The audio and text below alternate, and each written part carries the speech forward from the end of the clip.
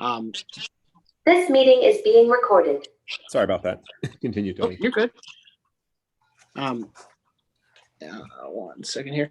It grew from just 4 raised beds back at the beginning of the pandemic to now, I think it's about tripled in size. And as well, so there's at least 12 or 15 beds, some fruit trees, shrubs, perennial crops, flowers, wildflowers in the front, as well an herb garden kind of in the middle of the yard that has been against or placed towards our compost area. And so now, as we're coming into a new growing season, I think it's important that we start looking at a broader view of what is the greater land plan for Arcology. This yard is obviously the initial garden that was started, but because it's personal residence, how those things might be changing in terms of the other land that is in the collective, and more so thinking about long-term structure in terms of how the garden will be operated, managed, funded, etc., and how that in turn is becoming more of an engagement process in the neighborhood. So I don't have a completely finished PowerPoint. Going to, oops. What's happening here? I'm going to share what I have so far, and the link for it will be public so that as I continue to fill it with information, we can kind of go from there. Let's see, how do I share? Do I need permission? Oh, I think you might. Let me. Yeah, please try. Okay, let's see. Oh, share content. Bam. Wonderful. Okay.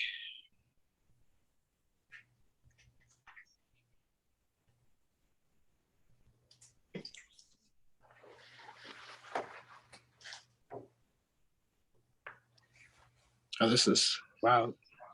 This is high tech.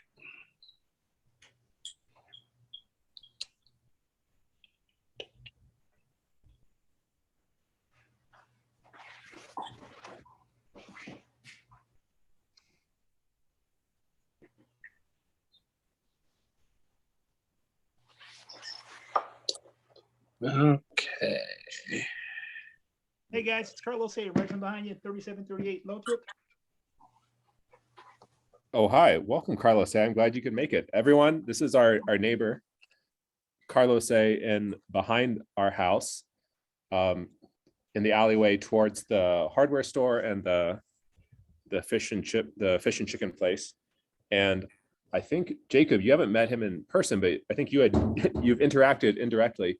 We had a misunderstanding where we were moving dirt or leaves from our property to an improper place, and so we appreciate you giving a shout out and giving us feedback on, because we want to be good neighbors in the community. My pleasure. So what did I miss so far? I'm sorry about that. Oh, no worries. We just started. We are recording this, and Anthony, who is the garden architect, he's a farmer, and he lives at one of the houses. That's a house that Adrian and his fiance own on Hanover. That's sort of the beginning of this project. I lived with them there for a few months, and it's sort of where this all started. And they have, a solar panel over there. They have a community garden growing food. And now that it's springtime, it's time to think about growing plants again. And then Anthony was just telling us he's planning for the garden there, but then also future lands, because we have the yellow house, the one that Carlos, say that I've been living in and working in, and Jake lives in right now with Hannah and Slim. That has a garden, and it also has land around it that Detroit lets you purchase. And Sonny, you may be interested or know this as well. If you own title to a property, you can apply to buy for side lots that are right next to your property for $100 each, or neighborhood lots, which are within 500 feet, for $200 each. It may be a little more than that now. And you're limited to 2 lots per person, per house, I think. And there are 5 or 7 within our neighborhood, like on Northwestern Street. And, you know, no one person could make use of that much land. And I definitely would love to collaborate and hear people's ideas as a neighborhood. Is there a way we can collectively own them and perhaps turn them into a beautiful garden the way that Anthony has done at Hanover? So I'll pause there and let Anthony please continue with your presentation. Thank you. Hello, can everyone see my screen? Again, if this the letter A is on your screen, that's what I can see. Yep, we can see you, bud. Yep. Okay. Afternoon, everyone. Sorry for joining late. No worries, welcome. Afternoon. So like I said, this is just a bit of a bare bones presentation. There's not a whole lot in terms of content that needs to be gone over, but I wanted to speak a little bit more to what has happened and how we can start planning for a broader agricultural plan for the future. So I mentioned before the brief history of the garden. We started when I moved in summer of 19. The plans were put into place to start the garden right at the beginning of COVID, really. So through Keep Growing Detroit, we were able to procure some resources for raised beds. Excuse me. We also went through the process of soil testing with them in preparation of becoming one of their community or market gardens through the Garden Resource Program, which I will have more information on that at the end for anyone that's interested or needs to connect with Keep Growing Detroit. So they come out, they test the soil, they help with resources such as seeds, starts, educational programming, and then once you become more of an advanced grower, they also have opportunities for market sales through their Grown in Detroit platform. And so these are just pictures of the different years of the growing season, our harvests, as well as kind of the development. So as I mentioned before, it started with 4 raised beds. It's now over 15 beds. There's a few active compost piles throughout the yard. There was an install, you can see in this photo here in the upper left, of some native pollination plants and wildflowers in the front yard. And that lower right corner is an image of the new beds that were brought in the end of 2020 into 2021. And in the back of that area towards the house on the right, there's another series of 5 or so beds that have been installed there, as well as an herbal garden in the middle of the yard. So as of this juncture, pretty much all the produce has been put towards house consumption. We definitely have the capacity to produce more intensively, especially if it's done in like a biodynamic or a French intensive way, as well as being able to provide additional produce and herbs, etc., for the neighborhood. Everyone has definitely lent a hand in the garden, but I've been doing the vast majority of the planning, day-to-day work, weeding, harvesting, etc. And now as Arcology is growing, there's new properties and such that are coming into the mix. I thought it was a good time to just have much more really of an open discussion and dialogue around what is to be foreseeable for the future, particularly around ideas of management, labor, and funding. So what I was, and I'm just going to jump to the end here where this resource page is, and I'll go through and show you some of the planning platforms that I've been using. So this, and then we'll get into the further discussion of how this should and could operate. So this first link here, oh, does it work like that? Oh, cool. Not gonna edit right now. So this is a list of links that I will continue to add information to. A lot of it starts with food equity and racial equity links. I think it'll be very important for the future of Arcology, especially as you're continuing to amass property and land, to go through some sort of racial equity training program for the founders, and really for anyone who is interested. These programs usually do cost, but I know that at an organizational level, there are discounts. I think what's important is to reestablish a sense of community vision, community engagement, and really a stance and a platform for progressing food sovereignty. If these grounds are to be converted or turned into any sort of communal structure, not necessarily at this house, but at any future developments, there needs to be a deeper understanding of Black land sovereignty movements in Detroit, historical challenges and struggles that face farmers in general, especially small farmers and Black farmers, as well as, I think, equally as important and perhaps the most important, the community engagement and outreach component. I've been a part of several community gardens over my past 15 years or so doing urban ag work. That initial step is always the most important. The initial step is to do the outreach, contacting the neighbors, seeing what their interests are or what their diets hold. Is there any capacity or interest or willingness to actually work in the garden, work on the garden? What does that mean in terms of larger structures of ownership, especially with the more collective parcels outside of this house? And then as well, there has to be contingency planning in terms of any semi-permanent structures like greenhouses, hoop houses, any sort of cold storage equipment, anything like a large rainwater catchment like irrigation, solar panels and pumps for irrigation. All those things need to be considered and planned out on a more thorough level, especially if we're trying to involve more input from the neighborhood. So I think the first step in that process would be, which would be most important, is to go through some sort of racial equity and racial planning process.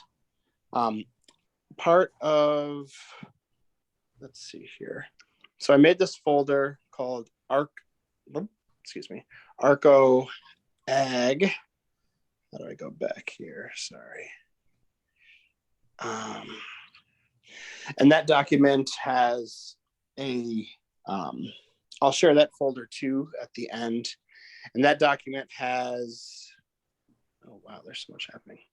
That document will have a planning curriculum that has been put forth by Detroit Racial Equity Alliance, I believe. And that's like a workbook that can be gone through step by step so that whatever developments happen within Arcology, you know that you're doing it with a racial sovereignty and racial equity framework in mind. Now, that's not to say that nothing has been done or that people, need a talking to. This is really more of a base planning for any community development work, especially from folks that are not from Detroit, and especially for folks that are not from Detroit that are not Black. I think it's an important step, period. And it will help, I think, clarify a lot of what the actual work at hand is, right?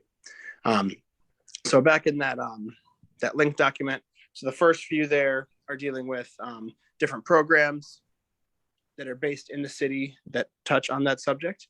And then further down, I have lots of different links for food sovereignty information, presentations, talks, links on different farming practices and how to really create a more formidable plan that is touching on those issues, especially if and how we are discussing labor. That becomes like a much more integrated portion of how we need to look at how this agricultural work will happen. I think that for the juncture we are at now, what is, like for instance, let's see if this one opens. For this summer, this upcoming growing season, I will not be around that much. I will be I have a few other projects that are happening in New York and San Francisco that I'll be a part of pretty much starting at the end of this month. And I will not be back in Detroit until middle of May. So what I really wanted to do is talk about how we want this work to move forward so that I can provide the resources that I can while I'm here to have this set up for success. So for instance, this is Soul Fire Farm based out of New York, and they have put together a whole plan here about how you create a food sovereignty plan, action steps from start to beginning, especially because the engagement process is meant for Detroiters and people that actually live here first and foremost, right? So I think that in terms of actual structure, if perhaps space in the house, in the current Hanover house or your house, Paul, or Damien's new development, if there is an understanding, I think that the person that comes in here there should be some sort of lead that is handling the agricultural work. I'm not saying that I can't be that lead, but I cannot be the lead on the physical labor this season. That I do know for sure. But in terms of setting up structures, finding a replacement perhaps, setting up plans for community engagement, the planting plan, etc. The spring cleanup while I'm here, I'm open to, and things of that sort. But the actual physical labor is not something I will be able to do like I did in the past. From that juncture, I think that if we can find somebody that acts as a lead or a liaison, that has, I think one probably should have, if they're going to be dedicated at least part-time, and gardening is not a part-time thing, it's an everyday thing, that person should be perhaps given a stipend on top of even further, or free rent perhaps, especially if they're maintaining multiple properties. This person or this group of people could also perhaps be counted on for general upkeep and maintenance, things like mowing the lawn, deadheading, pruning, watering, etc. And really, this could be done through just the number of people that exist in the properties already, but it would have to be a much more deliberate and intentional shared work concept where tasks can be doled out, people can work on things and actually accomplish the task at hand, which is to produce food for the homes and for the neighborhood. Now, I do think that it is possible to create a community garden structure this season, but there has to be contingencies, right? So if nobody wants to participate, what do you do? If you're not able to find someone who wants to take on this type of work more thoroughly, what happens to the space? That opens up that deeper conversation of the engagement between the personal homes and the land on them.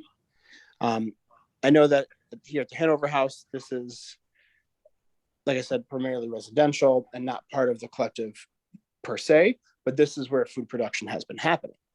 So I think that as long as there's communication around what the goals are as the collective we can come to some conclusions pretty quickly about how to actually plan for this upcoming season.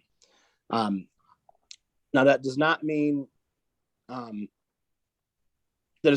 that that there shouldn't be any progress. It's more so like, how is this actually functionally going to work, especially with moving schedules and no direct lead person on the garden space. Now, this opens me up to another idea around nonprofit. Here's the equity toolkit I was talking about as well that I'll share with everybody. This will be in that Arcology Agriculture folder that I'll be sharing with everybody. I think that it's probably a good time to discuss the idea or the potential of the subsidiary nonprofit or co-op or collective within Arcology that is specifically geared towards agricultural production. This is, I think, the only way that you can equitably fund and provide wages for people to do this work in a way that is not taking away from the housing developments that are happening, but that also does instill those other principles of land ownership, shared work, cooperative economics, etc., in a way that is much easier to get people behind. Because regardless of the goodwill and the good nature of it all, working anyone's land, particularly, cishet, white, or non-Black, or non-people of color on that land is not really creating any pathways towards ownership, sovereignty, or just overall livelihood for those people. And so they either have to be inherently down with an intentional living plan that allows for those things to flourish without having to exchange finance and labor, or it has to be a separate structure, I believe. Now, if that structure is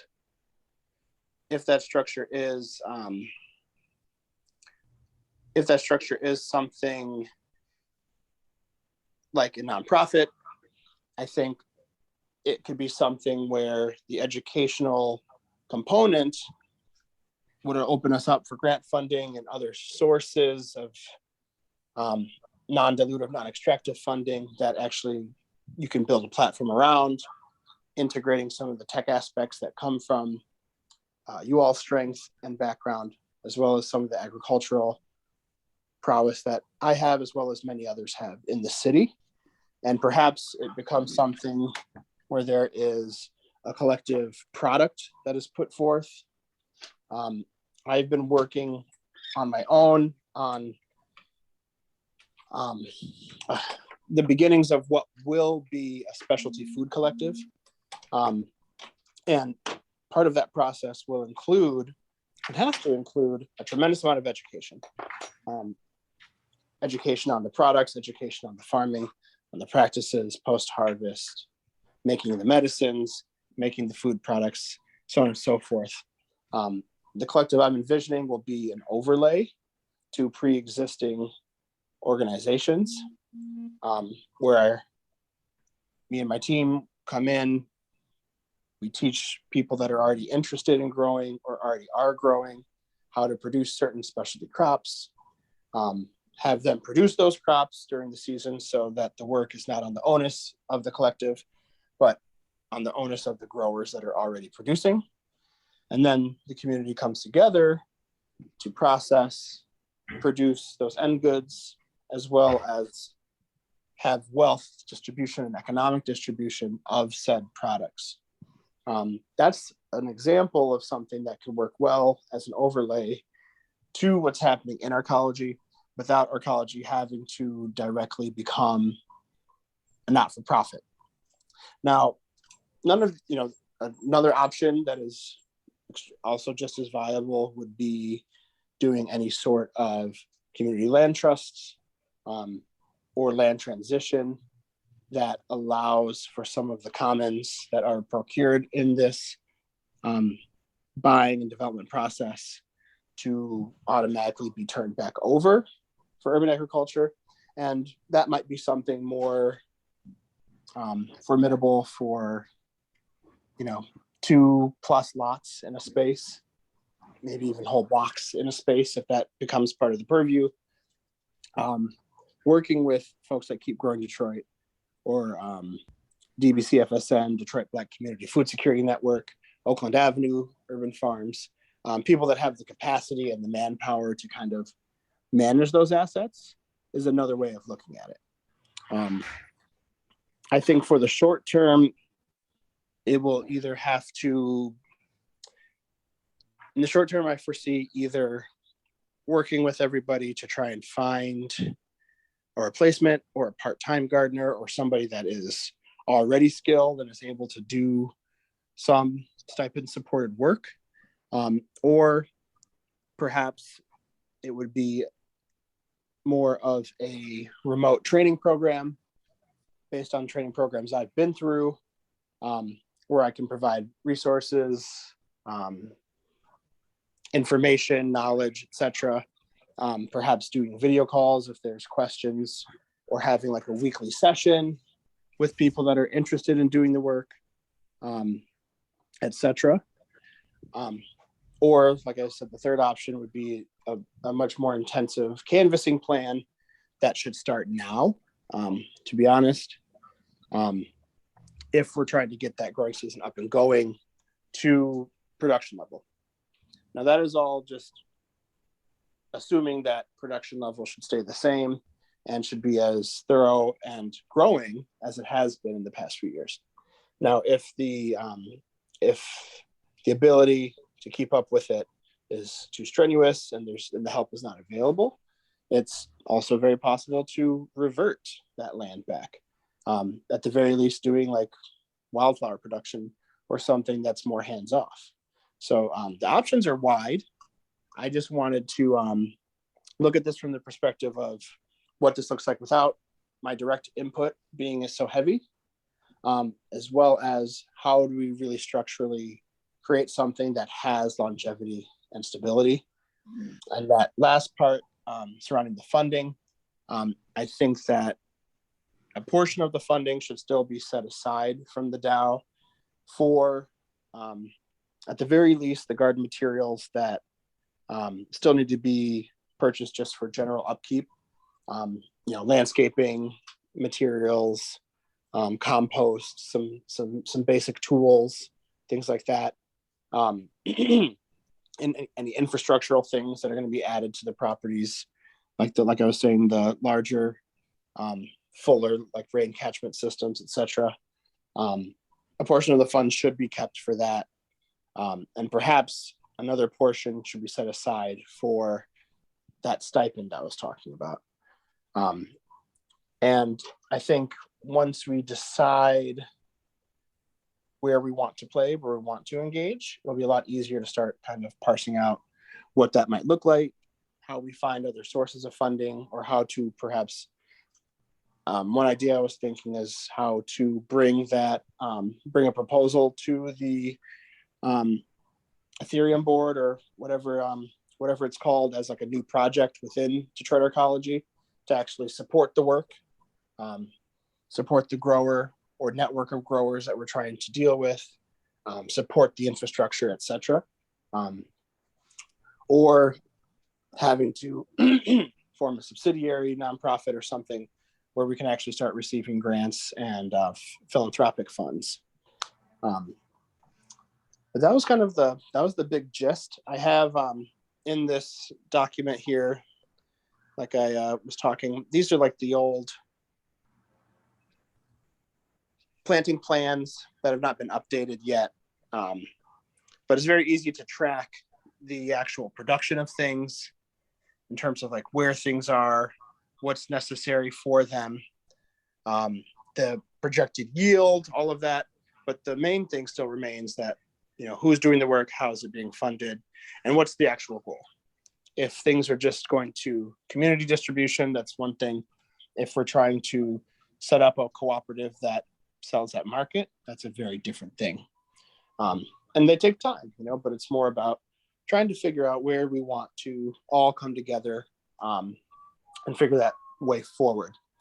My last bit, I would think, I am open, like I was saying before, to helping create this new plan, spring cleanup, and helping, create that transition plan.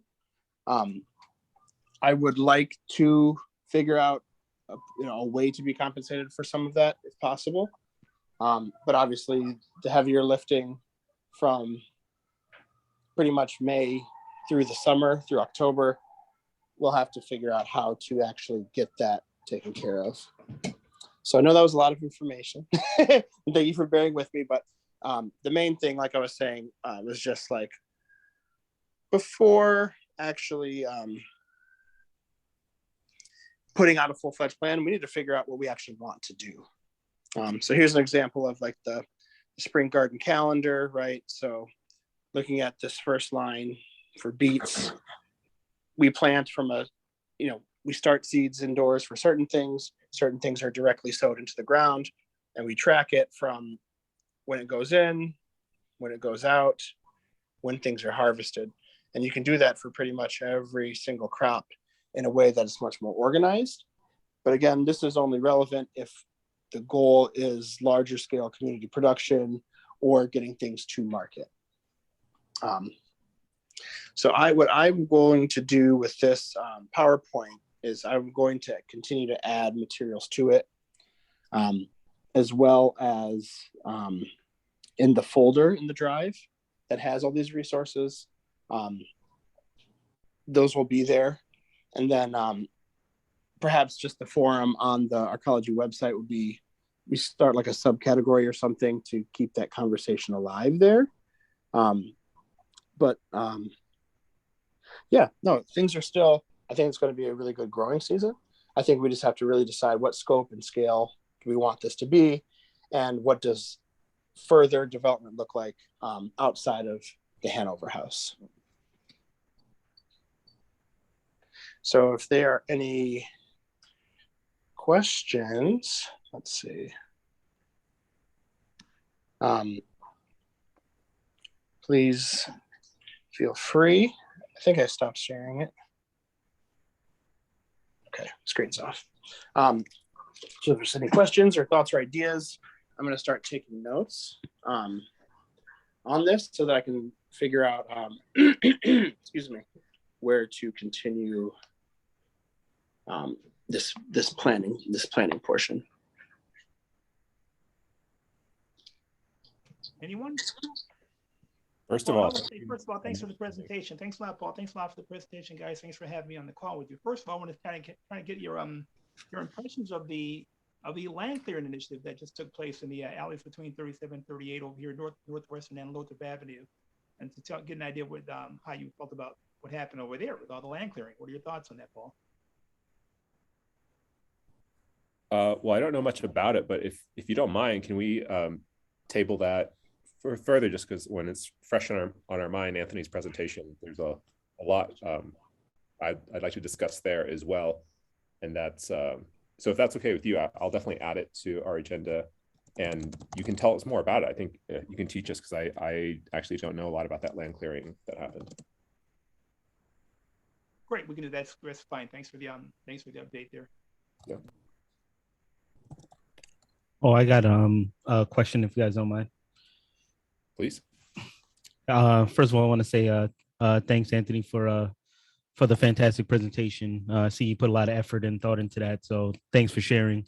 So I currently live at the Hanover house. I know last year I wasn't around when the garden. I was there initially when the garden was put in, but I was in New York for most of the time when most of the growing was happening. I don't know what the future holds, or how you guys are gonna handle this in the future. First of all, I have a brown thumb or a yellow thumb, or whatever thumb is not good for growing. So I have whatever that thumb is, that's me. But I would definitely love to learn and volunteer my time when I do have the bandwidth for it. Currently right now is just super packed. It's just tough for me to kind of find the time to do that. But maybe in the next couple of months, I definitely want to be able to pitch in and help where I can, because I just feel like being able to put something in the ground and grow is a fantastic skill to learn. And I've always wanted to do it. I mean, I literally have a plant in my room and I'm looking at just dying every day, but we'll try to get that together. But yeah, I just wanted to say thanks, Tony. I know you're going to be heading out doing some other projects. So when I do have the bandwidth, I'd love to be able to pick up any slack when I do have time in the next couple months. So I just wanted to put that out there. Thanks.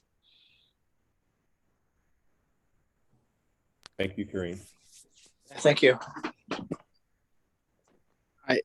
I don't know if that requires a comment directly, but I mean, that's the most basic method, right? The most basic plan is just all coming together, but it's just about, just like with everything else in the house, is how we share that responsibility, really. So open to all ideas. Really just want to make sure that this keeps going, because I think it's a wonderful thing. Yeah, I guess one thing I would say, yeah, Tony, the awesome presentation. That's super. I definitely got a lot out of that, and just it's kind of seeing, just a lot to think about, which is great. I definitely, agree. They're kind of like, neat. It would be ideal to have sort of a labor lead, and if we can find, funding source for that, or kind of a stipend, I think that would be awesome. I definitely, want to, put in volunteer time as, as my time allows, and like go do work days and, stuff like that, and just kind of see, more food coming from the garden for people living in the house, people living in the neighborhood that might be interested. That's all stuff that I think would be awesome, and whatever scale, we can realistically do,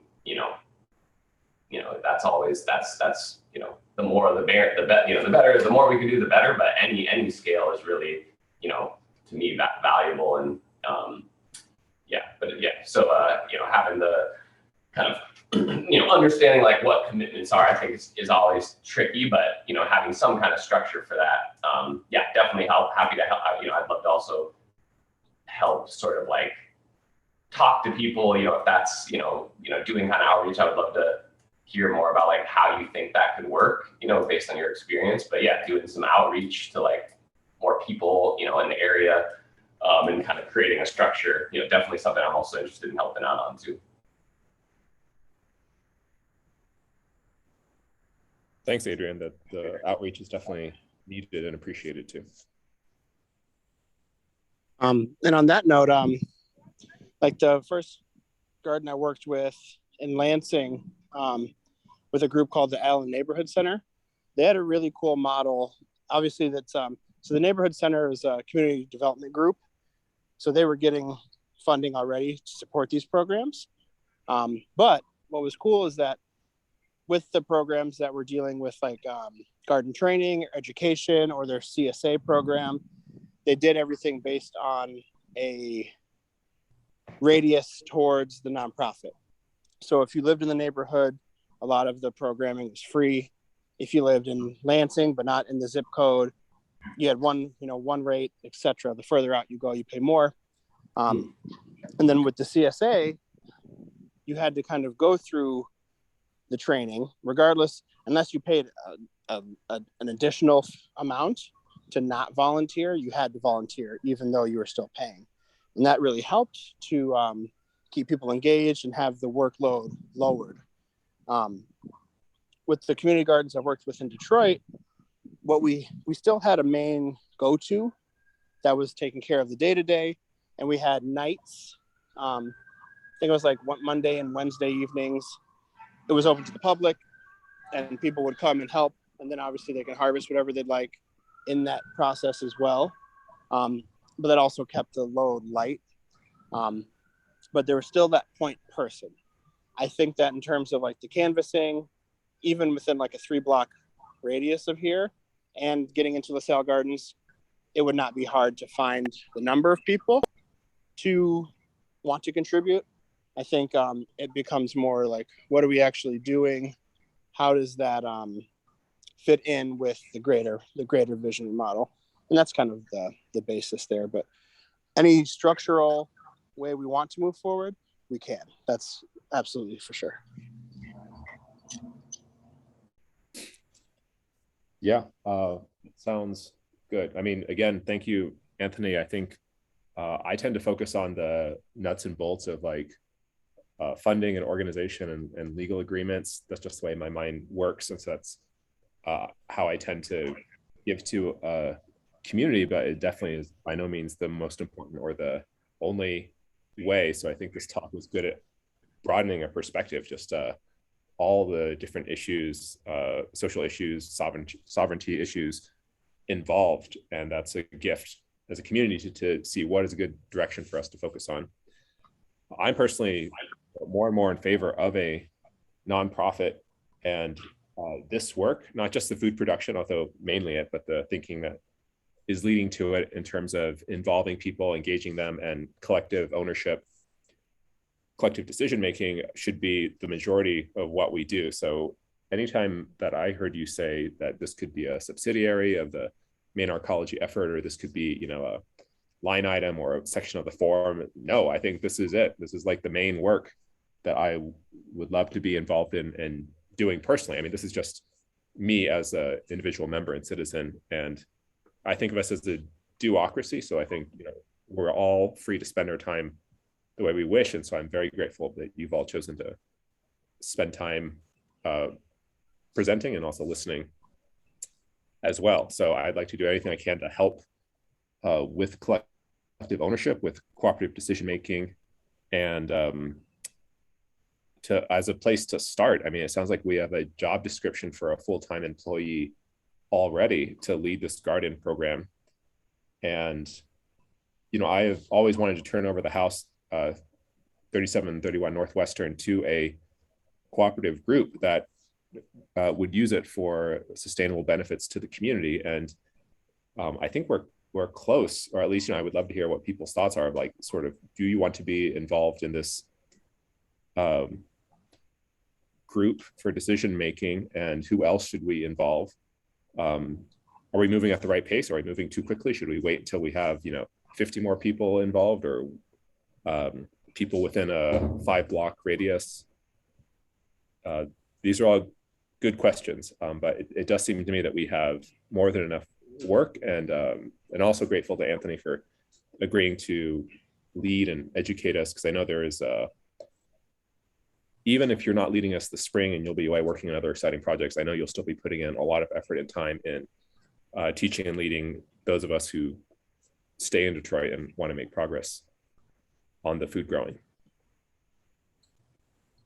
Hey, Paul, I have a quick question. I guess this is for you and Adrian. When you guys talk about the, turning things into a nonprofit and, the equity of it, because, at Hanover House, that's Adrian's property.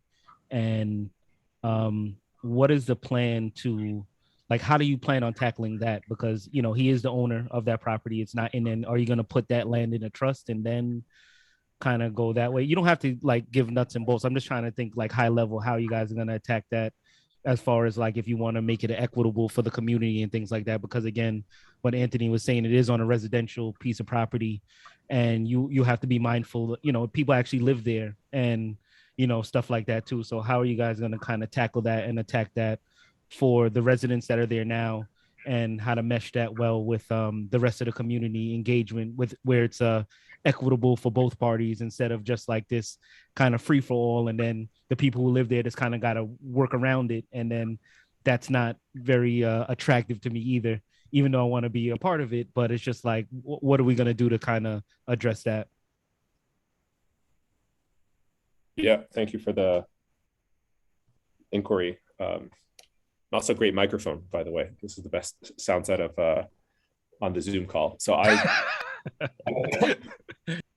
this could be Kareem's podcast we're seeing next. So I definitely want to hear Adrian's thoughts as well, because he has his own opinions for sure. I don't mean to present like that my opinions represent other people, or that I'm speaking for them, or Damien, who's not here. These are just like what I personally believe. And of course, to be absolutely clear, the house at Hanover is Adrian and Diana's, and we're grateful to them for starting the experience of us living and working together here. So I'm incredibly grateful for that. I am also concerned that it is one person's private property, but I believe in private property. I would like my own house someday, and I don't like other people telling me what I should or shouldn't do with it as well. So I do want this to be a voluntary thing. The house at Northwestern, I would like to give over to a cooperative process. We could house people who work on the food program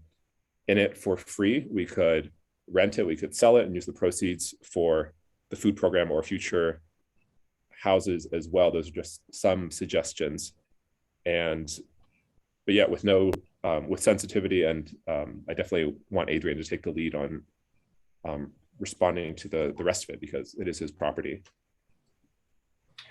Yeah, I mean, as of now, I think the Hanover Garden obviously is on property that I own, like side lots. But I don't, I'm not like necessarily committed to like turning that over into collective ownership, those specific parcels, but there's like other parcels like nearby, in general, if there's like a model, that like it makes sense to have like true legal collective kind of ownership. And if that makes more sense to do gardening there, I'm all for that. As far as like, I think, there's like 2 other neighborhood lots that I would, definitely be, open to like turning over to a collective kind of ownership structure. I think so I guess the question is like, is, if these 2 plots continuing to garden on them, obviously they are privately owned. What are the pros? I guess I'm curious more. Yeah, maybe to kind of directly respond, Kareem. What do you think is like an ideal sort of model, I guess, for like gardening specifically, or do you see like a conflict between private ownership of land and a community garden? I really don't have, I haven't thought about it much. It's just kind of like, since the garden is so close, there's going to be overlap, especially when there's harvesting things. That'll probably most likely be done in the house or around the house and things like that. Oh, yeah. So I'm just trying to I don't know what the happy balance is, but I didn't know how involved this was going to be. I just like whatever's decided. I just wanted to make sure that everyone is clear and understands what the kind of rules or what the expectations are. So you don't have to, worry about like an overlap of happen. Like, you have 50 people in your home at one day and it's like, you're coming back and it's like, what's going on here? You know what I'm saying? Like, just trying to like, just keep a healthy balance of whether if that's going to be a public land, like if you're going to convert that into a public land where anybody and everybody's going to be coming, working and doing things, by default, your house is going to become the de facto place to do this type of work. So that's what I was just trying to find out and clear up, since it's on a private property and it's not like a little shed or shack out there where people can do work. So you don't have to worry about them coming inside of your property, because like you said, people live here, you have things around, you have your personal property inside the house. If you have 10, 12, 15 people that you may know a little bit about coming into your space, how does that work? Like there has to be some sort of boundaries that are set if this is going to be the goal. That's what I was just trying to kind of find out. I don't really know how to attack that, or I just want to know that once a decision is made, that we have these conversations and discussions keep on happening, so everybody's on the same page about what's the expectation is and what's going to be going on moving forward. So that's all I was asking, but I haven't really thought about it enough to say like, okay, I think this is better than the next, because I really don't. This is all new to me, but I just wanted to know if we've thought about those things as well too. Yeah, that's a good point. Yeah, I see what you're more getting at. It's almost like, because like, what are the rules for like people that may, usually there might be sort of people coming in and out of the house that maybe are coming for the garden, but that makes just kind of thinking that through in terms of like, what's the boundary between what's sort of public or what's open for people to go to. So kind of that, because since it's on private, it's so overlapping.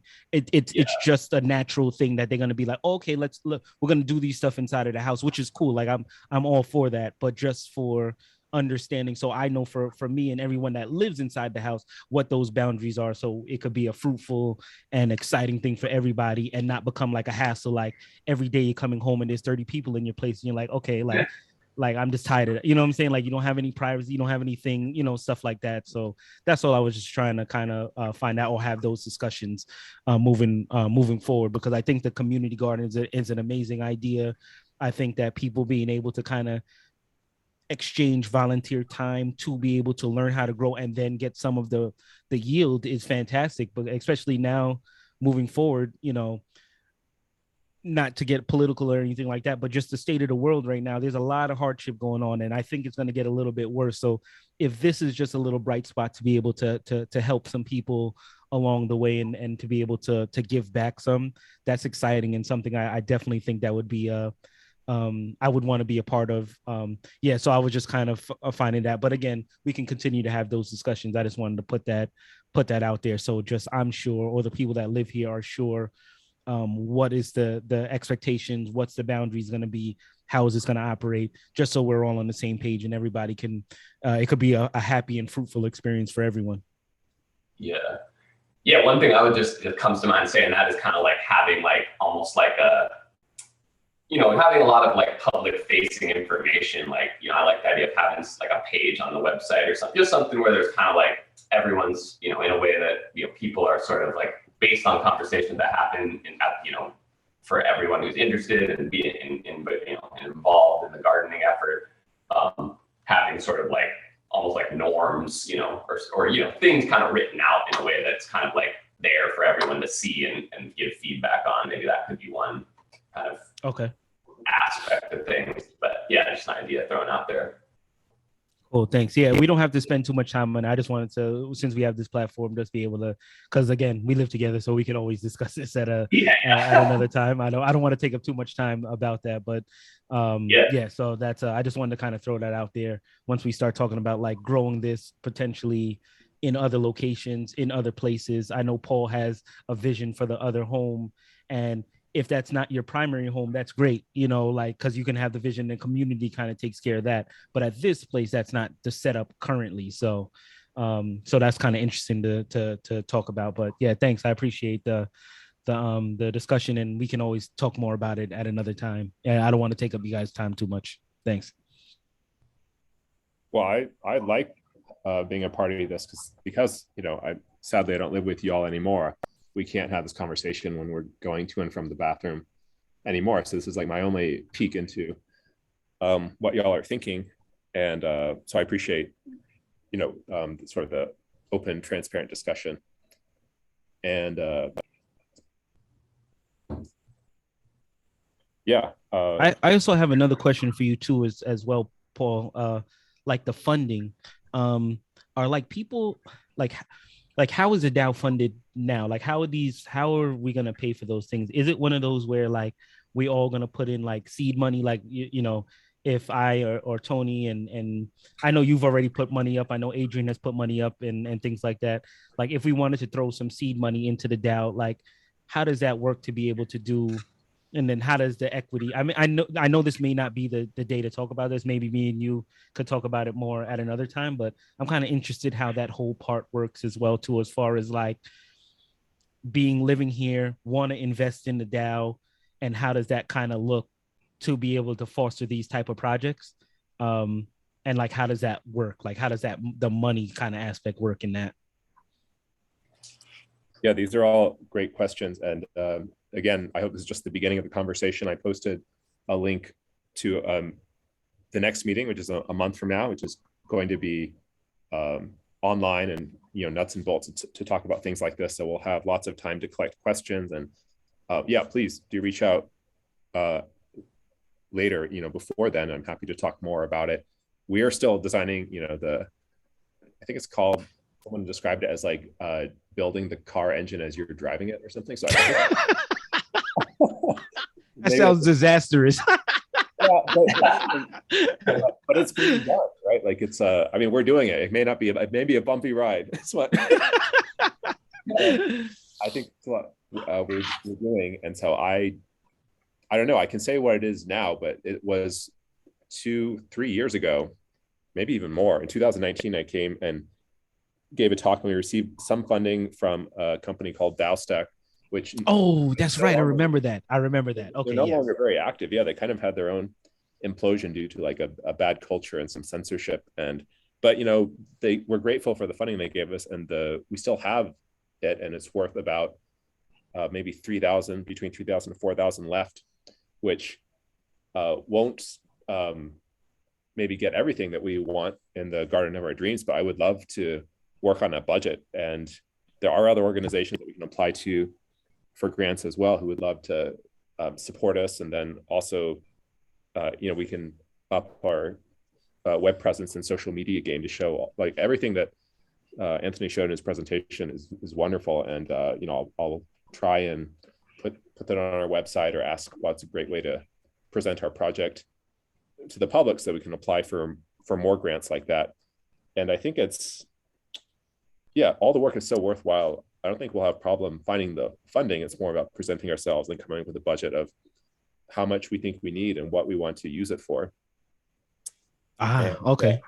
So I think that's the general approach. And then other more specific things about the Dowstack DAO, I think the most immediate thing we can do is to sort of put together a proposal together, and then it only takes a majority of us. So any three of Adrian, me, Kareem, Anthony, Diana, Robbie, who I think is no longer in many of our lives, but those are the 6 people who have a vote. And that's where our consciousness was, is that we gave Robbie a vote back then. Sorry, no offense to Robbie, but yeah, okay. So those are the 3 people, and they can vote, and we can write up a nice description. And I'll post a link to where that is as well. But it's more important that we as a group write in English and understand with each other what we would like to do, because no technology is going to remove the need for trust or communication. Like at some point, we're going to vote, we're going to give it to someone who we trust to convert that money into dollars and send it to someone's Cash App, and then to post back evidence. I mean, hopefully we all have that responsibility, post back to the forum or to social media about all the great things that we do with the money. And so that's a general process there. Like we work on it, and I think I'm putting the forum forward as a place to discuss it where we can all read. But if people prefer Google Groups or email or a Facebook page or I prefer something that's publicly viewable, like anyone who's even on the periphery thinking of joining us, they can see what we're about. So for that reason, like Signal I think is less desirable for that. But For sure, yeah. Any other medium you guys can think about for us to discuss this proposal, and anything that you say, I hope it's okay that we make it public as well, because we want to be a transparently run organization, and for people to see that we're definitely imperfect, but that we we're headed in a direction. We hope it's a good direction, and we welcome people to join us. But so far, it's those 6 people I mentioned that we agree among ourselves.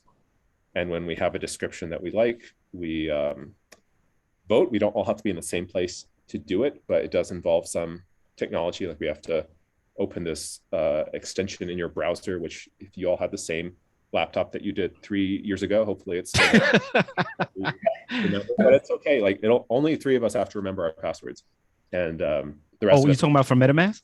For MetaMask, yeah. Oh yeah. I still have. Yeah. I'm still good on there.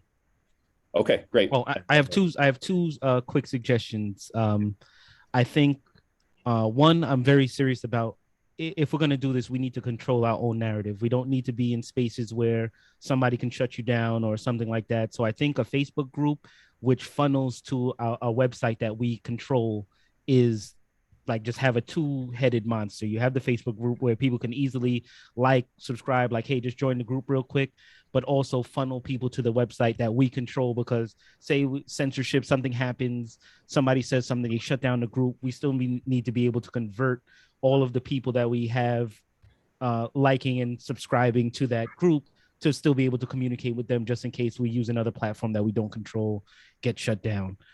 So I think a Facebook group is good for that, because I think this is a great use of the Facebook group, but also having a website that we can direct people to from the group where we're collecting email addresses, things like that, so we can have that conversation and that discussion just in case something happens. Facebook is not a viable option. We still have everything on our website, and then we can choose whatever platform we want to choose in the future, whether we want to go, Web3 blockchain, do something. But as long as we control the narrative without in something that we control, I think that's important.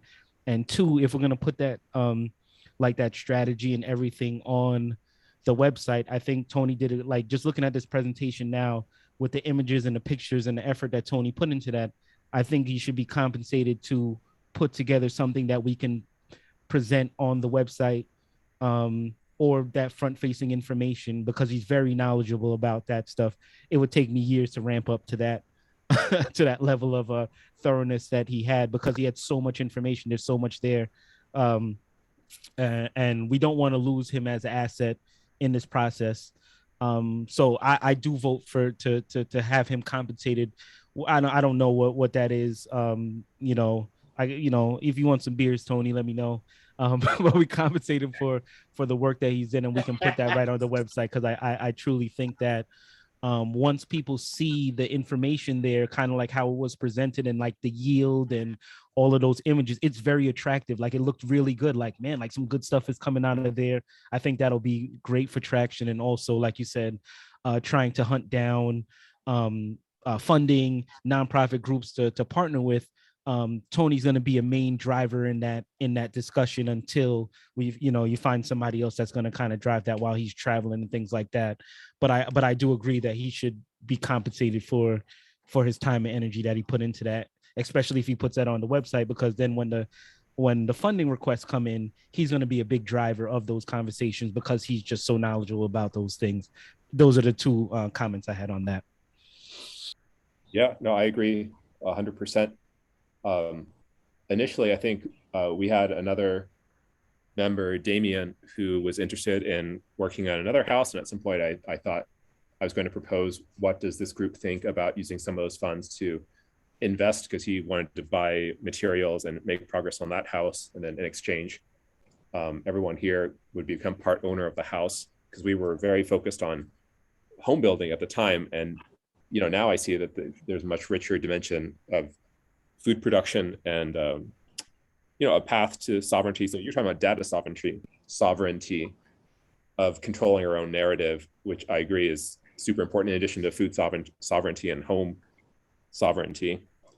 And yeah, if you want, I know you're committed with other things, but if you want access to the websites, we run it on AWS, we own our own forum. Adrian and I are moderators. I'm happy to make other people moderators too, so that there's no censorship. People make sure that everyone's voice is heard.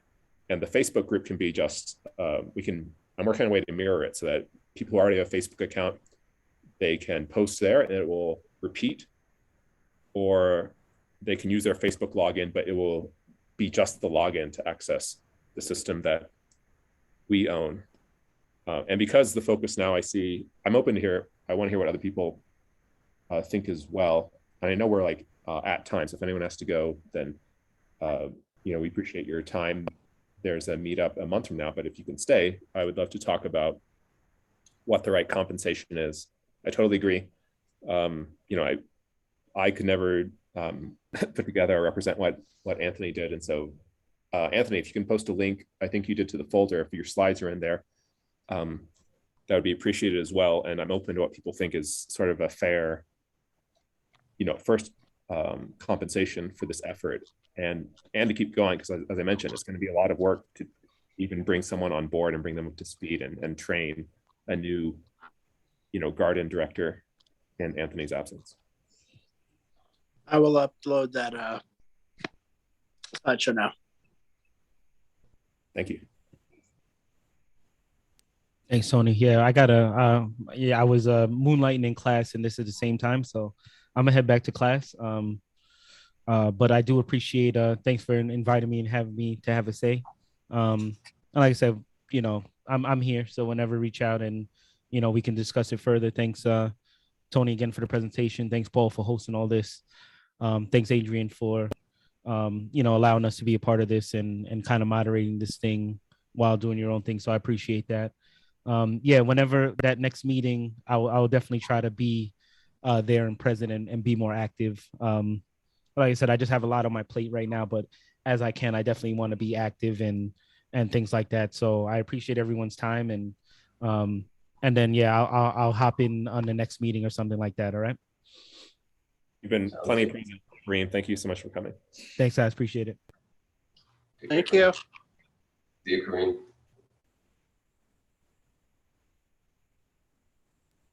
Oh, I can't. Did you say something, Paul? No, we scared off everyone else, apparently. That's okay.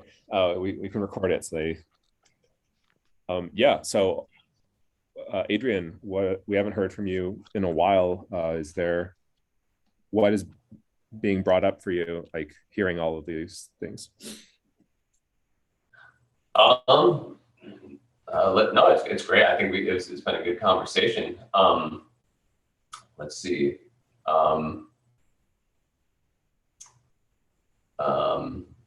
Yeah, I mean, obviously, I was kind of sensing, Tony, that you might, be obvious, or not sensing, you were saying you're going to be gone, more often, you're going to be, not as present, obviously, or, for part of the garden stuff.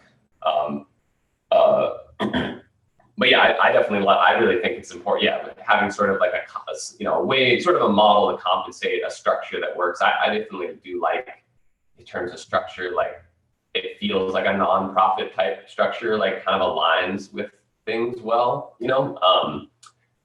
I guess for me, just in terms of the garden side of things, like I like that idea. So yeah,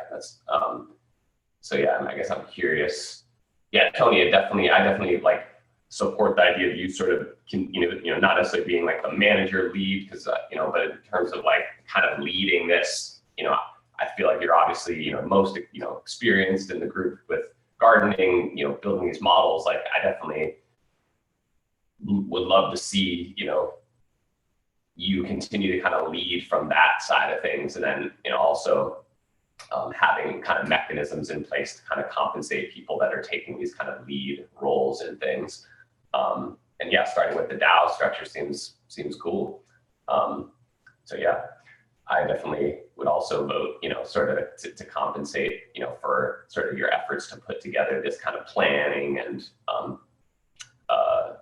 kind of initial presence on the website and future developments as well. Thank you both. And I'm open and flexible, right? Like even if I am somewhere else, like a lot of this, I mean, we've all worked the garden, so we know the basics.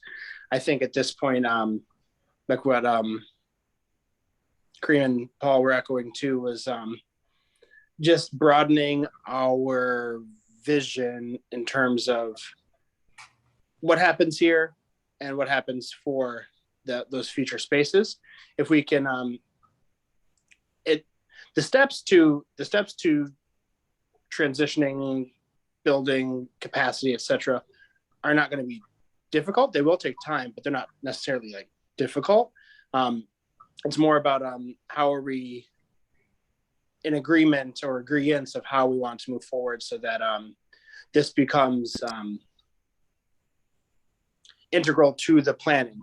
So even if you have properties that are going to be for future home development or building, there's still hardscaping and landscaping and things of that nature, edible landscaping that could be done on those properties, right?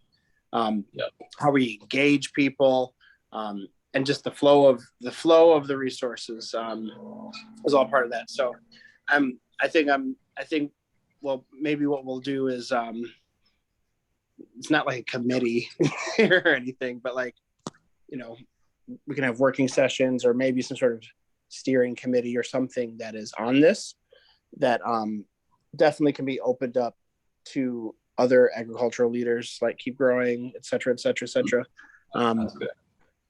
So that, because there's a lot of this stuff is overlapping in the sense that, like, I got my degree, but of course I went through a lot of their training programs. So a lot of the material I have is theirs, right? I've taught some of their programs, et cetera, so on and so forth. So there's no reason to not have those things overlapping and integrated. I think that substructure and how it plays with Arcology, is going to be the most important part. But absolutely getting like the basic material up, photos, resource links onto the website, all that. I don't know how to do that, but I can give you the information to do that really easily. I'll help do that.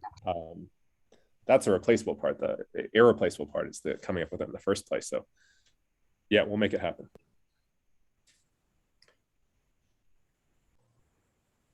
Yeah, I do have concerns about the food production being on private land. I know we talked a little bit about before, and we're not going to resolve it here. I definitely, as a first proposal, if we have about $4,000 or $3,500, I would vote right now to give half of that, not give, but award half of that to Tony for his work, both past and present. It doesn't come close to like the amount of work in the garden or the work for the presentation, and then the remaining half to someone that he brings on board that we can all like sort of look for if we agree that sort of that's a priority, like food production in the garden. And I wouldn't I don't want Anthony to have to be thinking about this when he's in California or New York, because being in one place and then having to think and be present for people in another, it's possible, it's hard, and it's not so if we agree that it's a priority, then I would as a first stab, and I'd be interested in what people think, dividing it half and half that way, and that would be prioritizing food production, both future and past, above all other projects, which I'm fine with. I think that's a good use of the Dow funds that have been sitting unused for 3 years.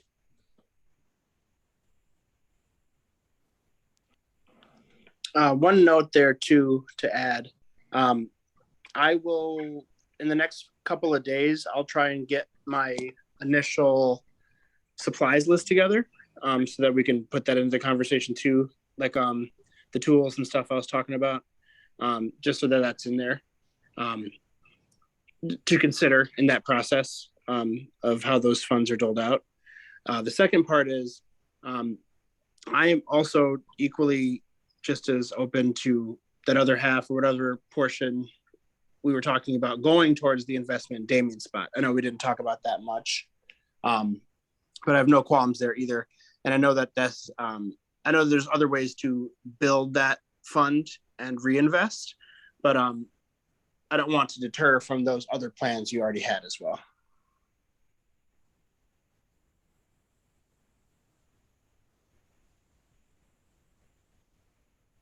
Yeah, Adrian, what do you think? Yeah, I mean, I guess as far as I'm kind of, I guess it's interesting to think, I guess from the thing that comes to mind is just like, obviously there's a lot of potential things to put, money into, but I'm very much, in favor of like, just, we ought to, voting on it. And, as far as like with going into Damien's, I guess one question I would have is just like so is this a vote amongst who is potentially voting on the use of funds, I guess, at this point? Is it just our initial group, or Paul, do you see this as like a larger vote for like a larger community of people in Detroit Arcology? Or obviously the DAO itself only has 6 people, right, involved directly, but do you see like wanting to involve, like I guess this is more a question to everyone, do we see like it as valuable to involve, who do we want to involve in decision making for use of the DAO funds themselves, at this in the near term, I guess? Yeah, well, I'm a fan of all things decentralized, and so it's any of the 6 people who are originally part of the DAO can do it, and they're the ones to convince or bribe or seduce or Whoever gets to Robbie first, yeah, gets can get their motion I was passed. just about to. Oh my gosh. Like, do I have to call him? How does Well, no, I what's think the obviously Only if you they want don't- to. Only if you want It's to. only half. It's only like half the people to make any Well- proposal pass, right? Unless that's what I understand.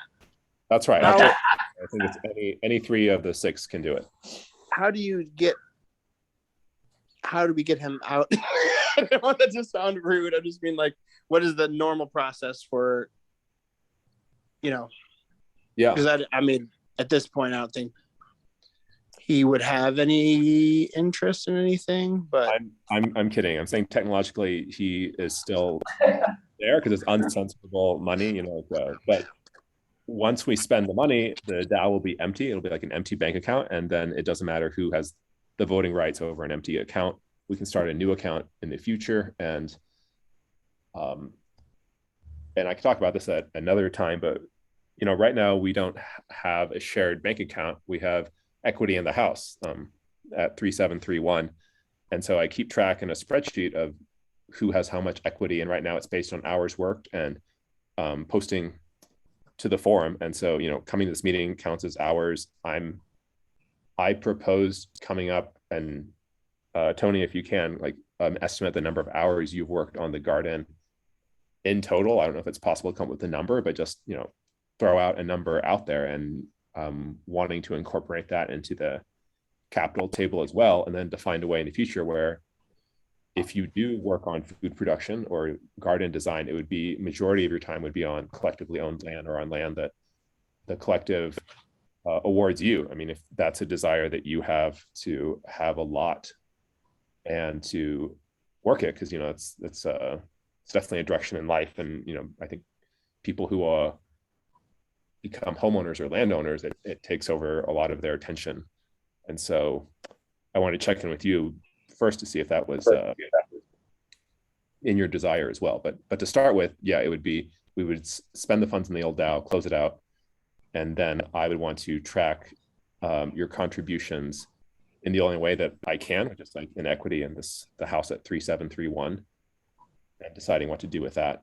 And then in the future, we would apply for new grants using the great slides that you posted in all the material, again, which I'm happy to be pretty active doing, because Web3 people, they love this stuff. I don't think we'll have a lot of trouble interesting people in our efforts here. I agree. Yeah, I guess, Sorry, go ahead. yeah, one thing I was just going to throw in, I guess, just to put, as far as like what I would see as like good things to spend the money on, you're right, is like, compensating Tony, but then also, like what should, Tony, I'd be interested in your thoughts on too, on like what how much we should think about setting aside, if any, for like a potential stipend for someone. I think I really like that idea. And then, maybe throwing, having it be an investment in, in like property with Damien. I guess that feels to me a little more complicated. But I think, it'd be great. Obviously Damien's not here, but that's definitely another potential place to put the funds as well. And then tools was the other one, right? So, so I guess, but I think, I don't know, Tony, did you ever get your question answered? The only thing to chime in, I would say, about like, how does it actually work? It's basically like, the vote kind of determines like, if someone puts up a proposal and says, I want to transfer X amount of, equivalent of dollar amount, X amount of dollar equivalent of, the currency out of, into somebody's wallet, which then once they have it in that wallet, they can use like an exchange to turn it into actual dollars, and, by basically transferring it into a bank, of US dollars and putting it into a bank account, that's essentially like what I understand is like the process would look like. Yeah, that's right. And in the future, so one of our computers would be the proposal would be to transfer the funds into one person's wallet that they have access to, that they could then convert it over to US dollars to actually buy things or pay people in US dollars. Yeah. What if I want rupees? You might have to pay exchange. What if I want to be a peso millionaire? I said, what if I want to be a peso millionaire? I was bad joke. Quick thought there on the stipend thing too. I've had an idea for a while back when I was at the CDC, Central Detroit Christian, not the government. That Anthony Fauci. yeah, I'm not vouching for that.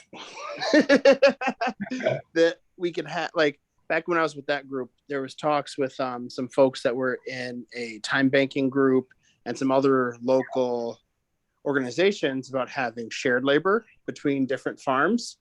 I mean, that was years ago, but a similar idea could still be very functional, especially if housing is provided that can be, at least housing provided for the growing season. Outside of the growing season, obviously not as important until, January, February, when you're starting to, get the plan started, starting seeds, all that stuff, reordering materials. But there could be a way perhaps of working with other organizations. I mean, I think that for our portion, we would either have to have the money up front, or it would have to be some sort of nonprofit or fiduciary group that would vouch for Arcology. But shared labor, especially, I mean, even in this area, there's at least 3 or 4 farms within like a 2-mile area, a 1-mile area that I know of that could probably use help or use the labor.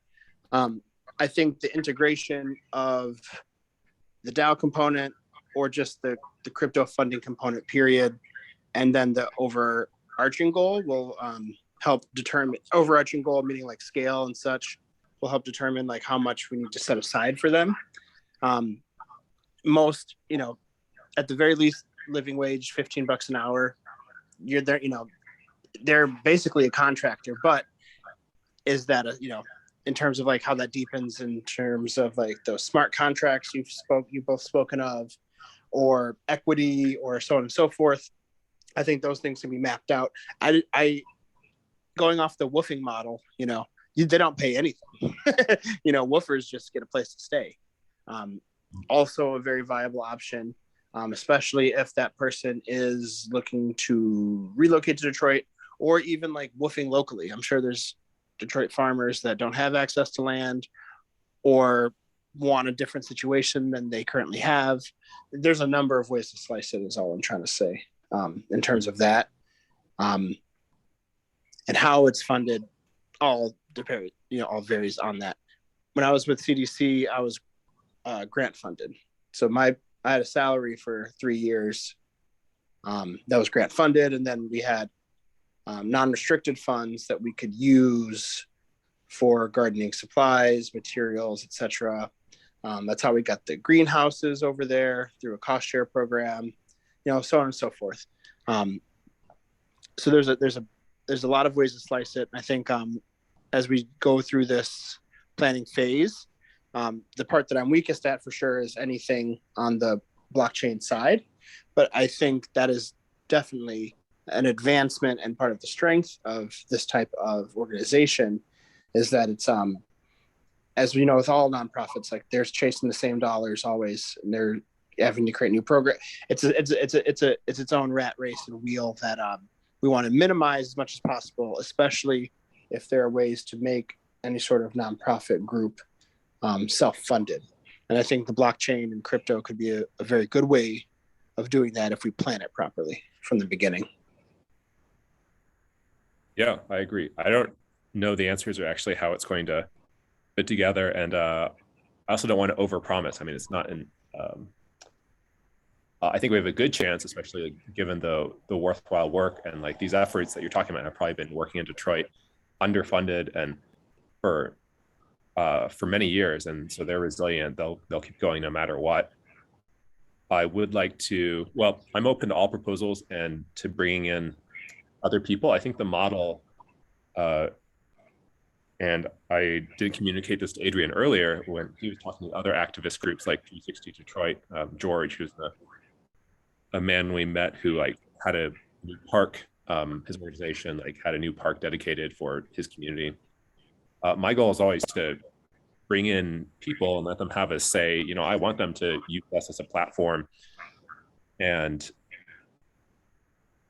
we can apply for funding and then sort of have a ready list, like a backlog of worthwhile projects around Detroit, and people who are willing to govern the fund. So it is work, people have to show up to meetings, and you don't have to use the blockchain to vote. I mean, I think it can be intimidating at first. It's nice that it's uncensorable and you can tell people about these nice properties, but I'm also okay at the beginning to just have paper votes. We meet in person, someone takes notes about what happens at meetings, we record it like this, and then again, it comes down to trust. Like someone acts on behalf of the community or the DAO or the bank account, wherever the funds are stored, and then this person could run away to the Cayman Islands or something. That's always going to be the case. Crypto is not going to solve that. Crypto might even make it more likely they run away to the Caymans, because yeah, so that's kind of the model I was seeing, and it's all about putting together budgets and discussing it openly, and then I guess like showing these funding agencies that like we are a democratic organization, or that we have the input of many voices. It's not just, right now, unfortunately, the forum is just probably like me and Adrian mostly talking, so that we want it to be more people, and we could use a different venue that people are more comfortable with as well. But that's kind of the perspective that I was thinking of.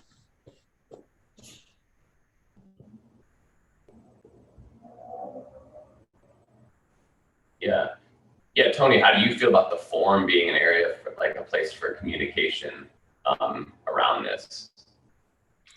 I think that's great. I went once I added my information and joined.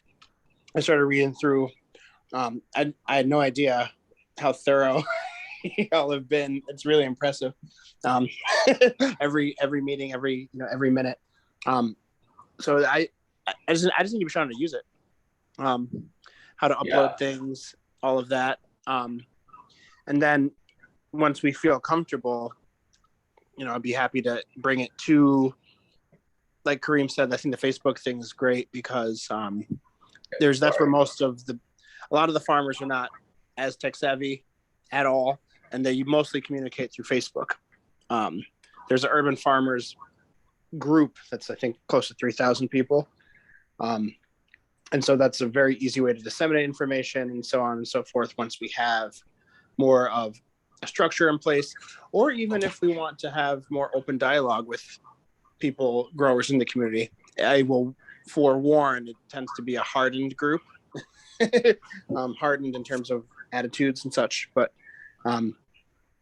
if this is like what Kareem was saying, if we get ahead of the narrative and really try to make it, as it already is, open, democratic, and participatory, we won't have any issues. And I think folks like the Detroit Wealth Fund and other organizations that are working on like collective transfer and ownership models will be definitely folks we have to lean on in that process. But I'm totally open to using the forum for communicating once I know how to use it. But I got through it and stuff. I just meant like how you actually post, how do you organize the information. Yeah, that's a good point. Yeah, I'm happy to show what I know, and I'm also in favor of having like I really like Kareem's idea of having like a Facebook, but not having that. Kind of having that be like a way people can engage, but still maintaining, a non, corporate controlled, place that's kind of linked to the Facebook. I think that's a really good model for things. I like that suggestion a lot. I have a quick question. Is the DAO stack separate from that Ethereum funding group you're talking about? Is that, or are those the same thing? Are those different things?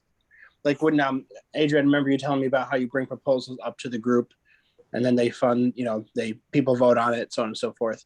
Is that the thing that is dissolved?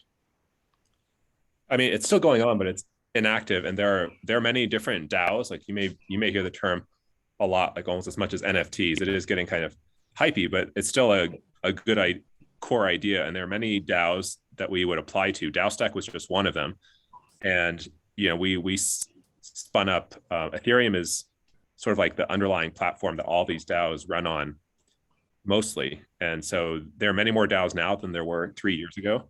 And they each have their own membership and their own missions, and a person can be a member of multiple of them. And so I have a few in mind that we would go to, and we would present our proposal and ask for feedback, and ask for, some of them have grants, and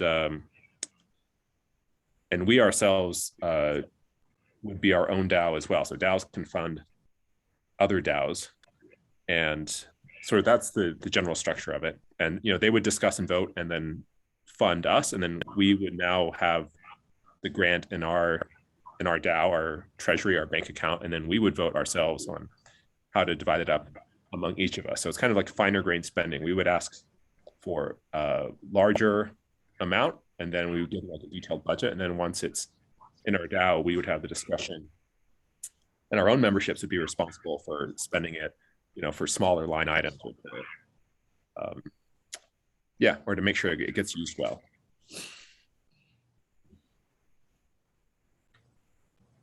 Hopefully that answered. Thank you. Yep, that makes. Thank you. Cool. Yeah, well, it sounds like the Facebook group is a priority, and I'm happy to focus on that, because I know, at least for the Detroit Land Bank contractors and owners, they have their own group and they're very active. Damien's very active. Like, he posts pictures, every couple of days about the log cabin house there, and other people are posting their own photos. I should do a better job of posting photos of the Northwestern house too, but most of Detroit is there as for building, and so it makes sense that most of the farming scene there is there as well. So if we had a group that they already know how to log in and join, and people know how to post photos to Facebook, that might be the easiest way to let people participate and join the cooperative right now.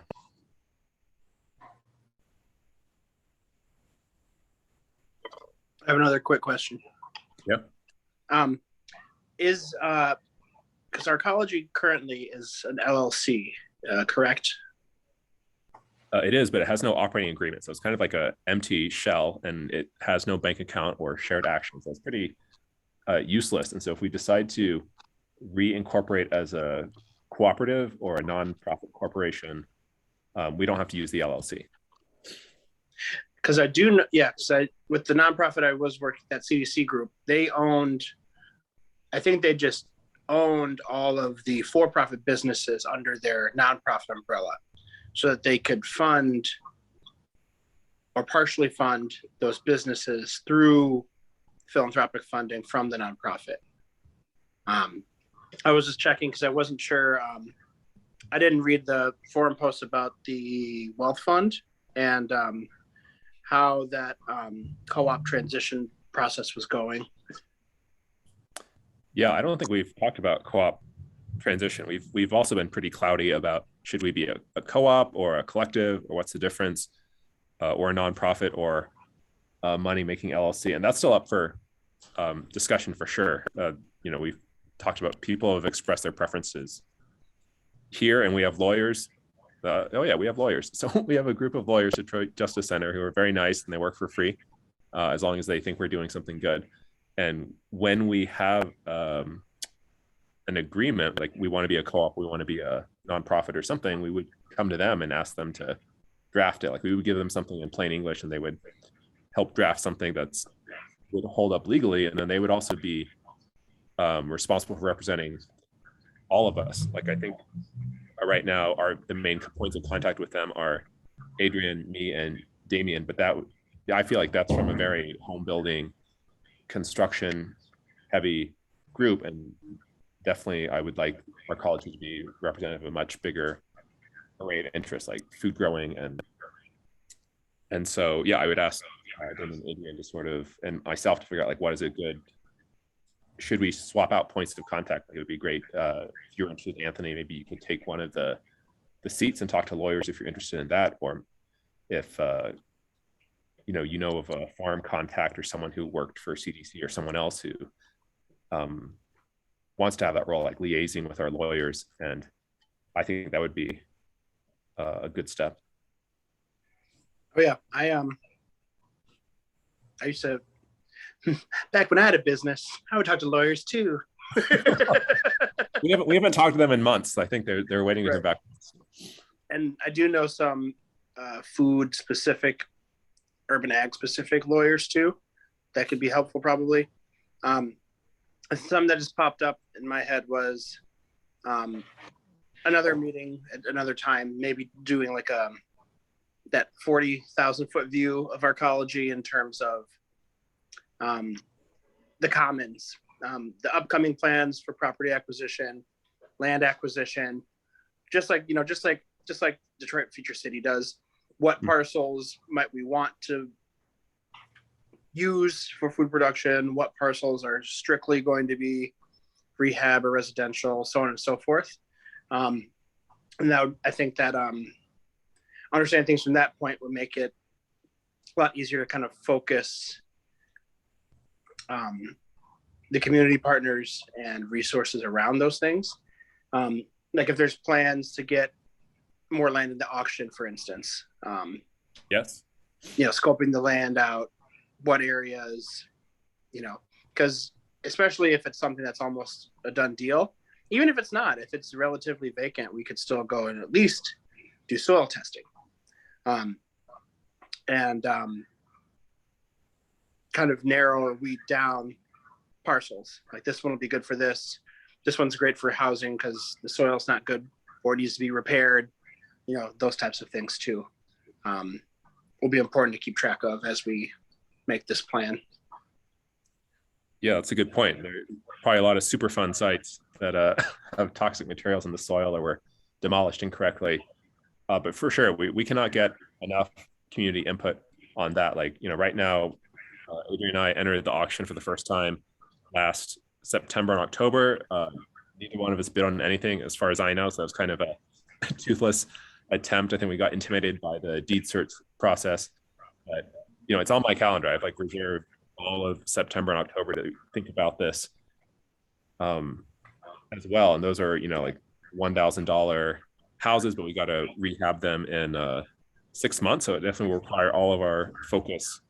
And the thing that came up with Damien is that, sometimes these land bank houses, they come up and you have to act on them. You applied for them years ago, and then all of a sudden you're scrambling because you didn't allocate funds or you don't have a crew to work on them. And it's unfortunate. I think it was kind of a stressful situation when it came up now, and we can try and plan ahead for the auction. And it definitely helps if people tell us beforehand, like, this is a neighborhood or a land or a house that I would be interested in living at. And it's not just a free house. So to be clear, I've been working with this mortgage company, NACA, to qualify. And so we actually want people to qualify and to let them know there is a process and counseling and people to walk them through this 10-step process to build up a history of good payment. And then you have to pay it off. Then you have to keep working at your job. And but we want to form a cooperative with other home buyers, and all of us together will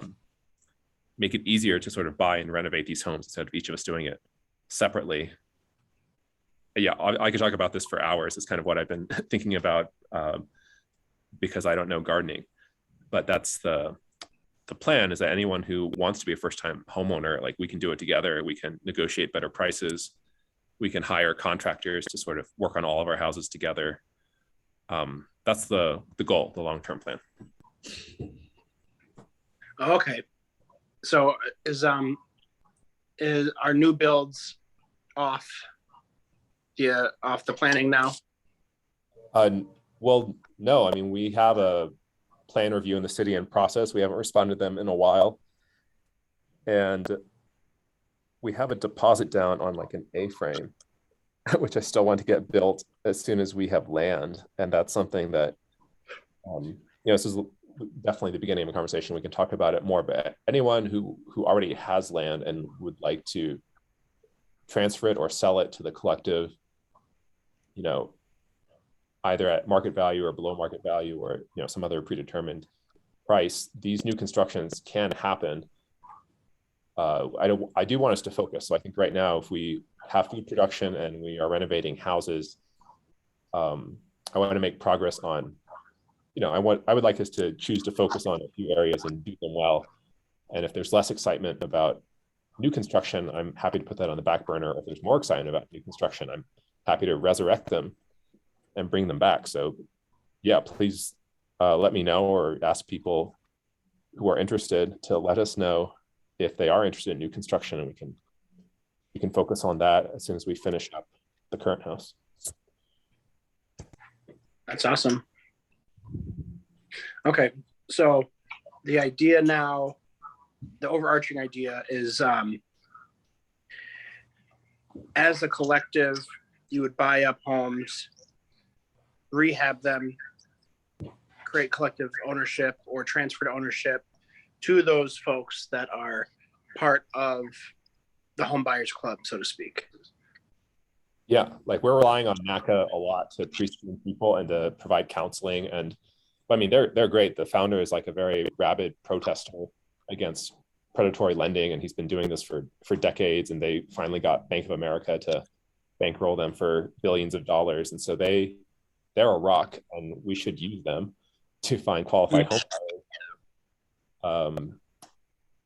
And then they handle everything. Like, you talk to their counselors, you take out the loan, you have to pay them. If you're behind on your payments, they'll help you get back on track. I don't want to start a mortgage company, so I think that's why I want to partner with them. And so it'll be hard work. I'm going through the process right now. I'm like in step 1 to get a better idea of what's involved. But I think the goal is this information. I think most people just don't know how to qualify for a mortgage, or how they would ever pay for a home. And it's not out of reach. I mean, most of the mortgages are for $60,000. Like, you buy a $5,000 land bank house, and then you spend $5,000 renovating it, and they have in-home contractors. Like, I think help you with inspections, and they do a lot of the things that we don't have to do ourselves.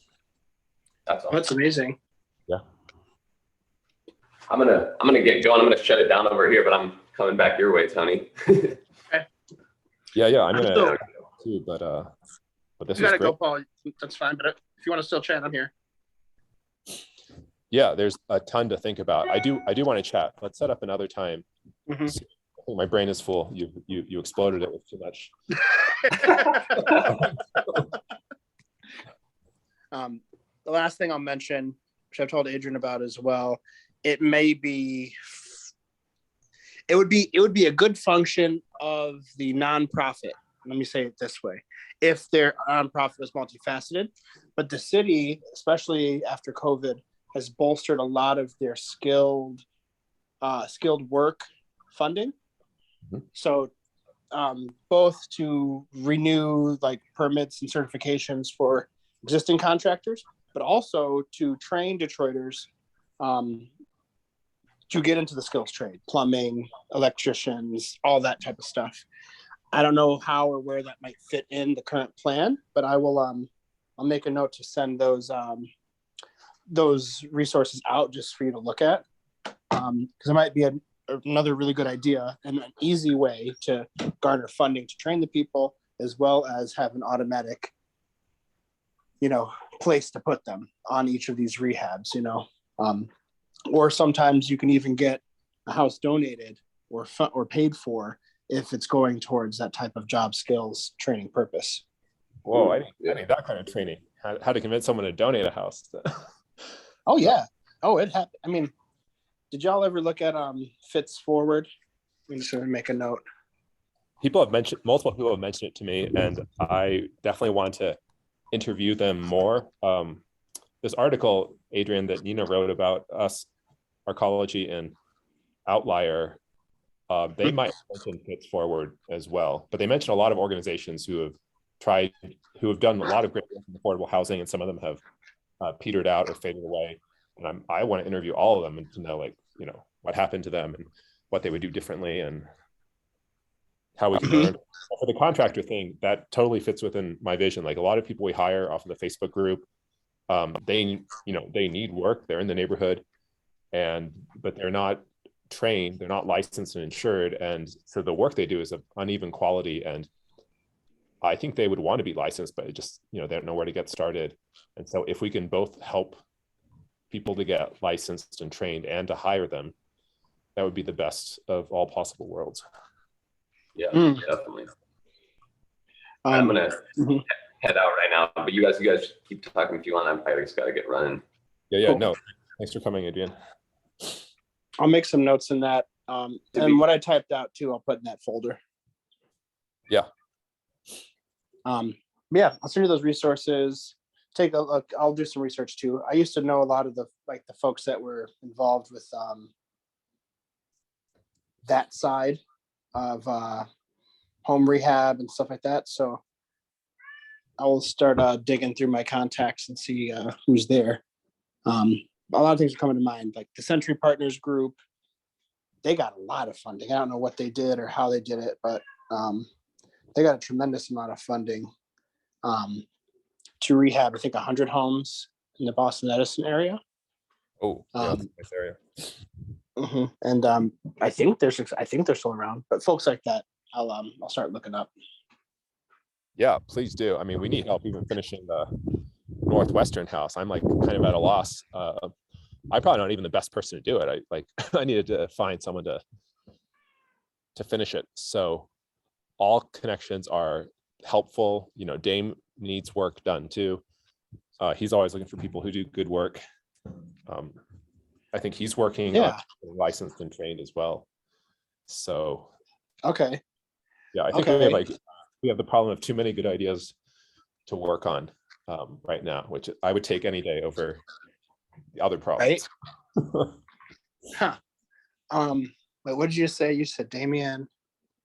Okay. Well, he's working on his house, and he's always looking for people who do good work as well. He's the one who turned me on to the Facebook group, so I know there are a lot of people on there, and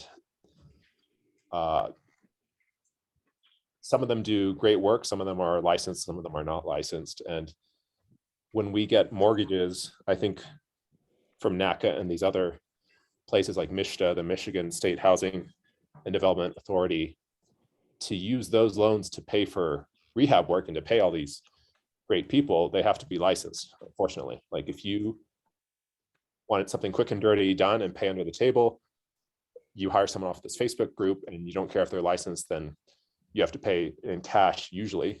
And you take your chances. They show up, you kind of size them up, whether they're going to do the work or cheat you. And then sometimes they block your number afterwards because they do the work and they don't want to hear from you again. Whereas, yeah. But I mean, that's like, Detroit heartbreak stories. I had my heart broken. Right. I broke some hearts other times. And it's, no, it's a whole other art. Adrian has been talking me through like how to get people to do work for you in Detroit. And he's pretty good at it. I tried it a few times. I think I would, if I hired licensed workers, I would require sort of less charisma and interpersonal skills. But maybe I should develop. Yeah, that's my feeling. Like you really have to know how to finesse the people, but then you get a good deal. I mean, if you had a single, and I mean, that's the thing, like it could be slowed down in terms of like, I mean, acquisitions are one thing and purchases are one thing, but it could be slowed down in the sense of like how quickly you develop them.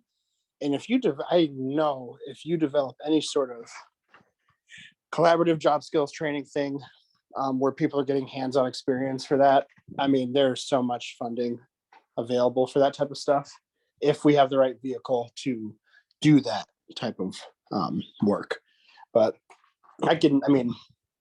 yeah, that'll be a whole separate conversation, but there's a lot of synergistic things because I work with the Benevolent Society now, that church group up the street that Adrian does the mapping for. Oh yeah, awesome, that church. And they we were every new program that comes in, we have to inform people about it. And so there's back when they had rehabilitation funds for senior citizens available, there was a big push for organizations willing to hire people to be trained to do those repairs. There's going to be another round of that funding coming out this summer at some point. So those types of things, getting ahead of the curve on, I think will be very fortuitous for us. Yeah, no, occasionally I'll read articles about the city of Detroit investing, millions, tens of millions in these retraining programs, Yes. which sound great. And then I don't know how to hire those trainees or get in contact or ask them, like, are you interested in working on this house? So yeah, I don't know the next steps. It would be the Some of them structure. I don't know the structure, and some of them may still be getting started where like they also, it's new to them how to take on customers. Right. I think it's just all a matter of structure, like especially from state or federal funds. I think you just have to be a federally recognized. I think it has to be either a housing cooperative or a nonprofit. The nonprofit allows you to do more training and things and education and funding for like home buyers education and all that type of stuff. I don't know as much about cooperatives in that sense, but we'll figure that out. But the money's there for sure. The money's there. People are in need of training, and organizations need projects for people to work on. So I think all the pieces are there. Yeah, I think it seems like a lot of it is organization, like both Yes. us getting organized, and there are people who would love to be part of an organization, and so I would love to be an organization that people are excited to be part of or have a platform.